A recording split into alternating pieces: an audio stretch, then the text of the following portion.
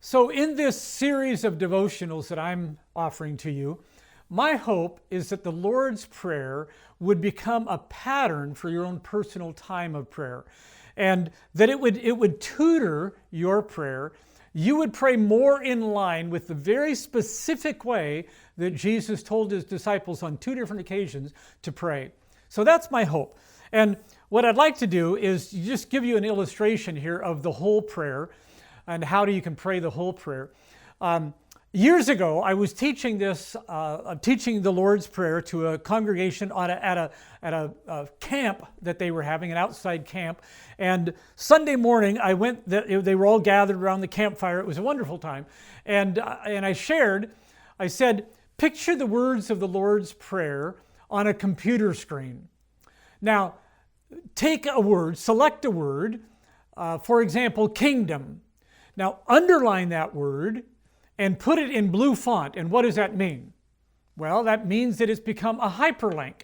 And we know now that if we click on that hyperlink, it will take us to other web pages, or it will or the Holy Spirit, if we quote click on it in our mind, it will take us to other scriptures and other ideas about the kingdom.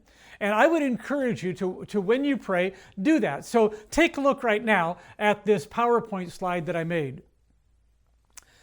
This came about because when I did that, the pastor said, well, where is that link? Where can we get that? And it was just in my head. I didn't. But then over the next, the next year or so, I built this PowerPoint slide. And it's what you're seeing right now is just a little portion of it. But you can link all over the place. And maybe I'll tell you how to get to that at some point. But do this, and the Lord will unpack the meaning of each of these words.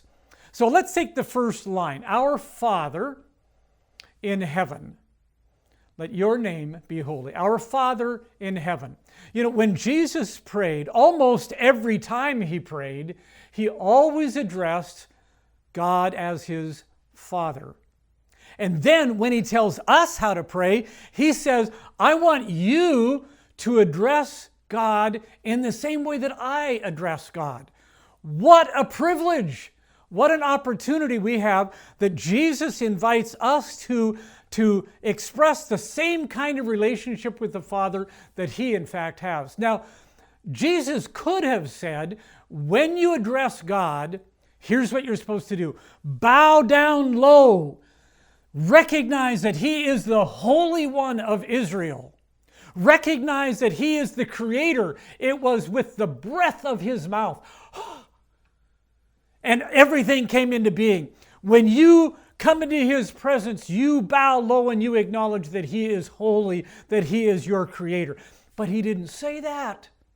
He said, when you come and pray, you get to address God like I address God as our Father. Now, some of us have very good earthly illustrations of fathers. That's wonderful. Some of us have very poor earthly illustrations of Father.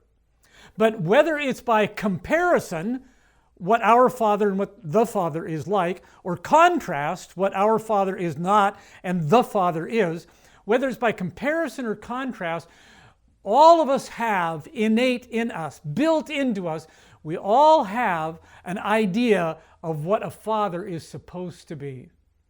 I have great news for you. Every idea that you have about what a father is supposed to be, he's supposed to be present. He's supposed to be caring. He's supposed to be a provider. He's supposed to be loving. All of those concepts that you have as to what a father is supposed to be, our Father is that, mega that. He is ultimately that. He is that on steroids. Our Father is the best possible Father, and he invites us, when we come and pray, he invites us to come and say, Father. Actually, the word is Papa, Abba.